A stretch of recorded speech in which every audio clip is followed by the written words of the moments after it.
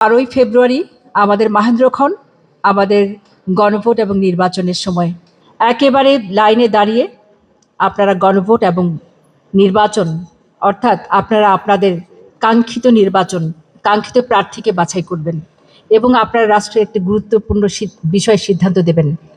আপনাদের প্রার্থী নির্বাচিত করবেন সৎ, দক্ষ এবং নিরপেক্ষ একজন প্রার্থী, যিনি আপনাদের আগামী দিনগুলোতে আপনাদের কাণ্ডারি হবেন। কিভাবে ভোট দিবেন, কিভাবে নির্বাচন করবেন এবং গণভোটে শামিল হবেন, সেক্ষেত্রে আপনাদের খুব তৎপর হতে হবে এবং খুব প্রার্থী সম্পর্কে এবং আপনার বিষয়গুলো সম্পর্কে আগে থেকে আপনি অবগত হয়ে থাকবেন, এটা আপনাদের কাছে অনুরোধ করছি।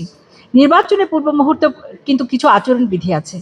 আপনি প্রার্থী হিসাবে যারা যে সকল বিষয়গুলো করছে তাদেরকেও দেখার দায়িত্ব আপনাদের, কারণ তাদেরকে দেখেই কিন্তু আপনারা তাদেরকে ভোট দিবেন। তারা যেন, যারা আছেন তাদের প্রতি আমার বার্তা হচ্ছে, তারা যেন নির্বাচনী সকল রকম বিধিবিধান যেগুলো নির্বাচন কমিশন থেকে যেগুলো দেয়া হয়েছে সকল কিছু যেন মেনে চলে এবং এই মেনে চলার ক্ষেত্রে একটা সুশৃঙ্খল পরিস্থিতির সৃষ্টি হবে, যে ক্ষেত্রে আমাদের ভোটটা সঠিকভাবে, সহজভাবে এবং সুশৃঙ্খলভাবে দেওয়ার সুযোগ তৈরি হবে।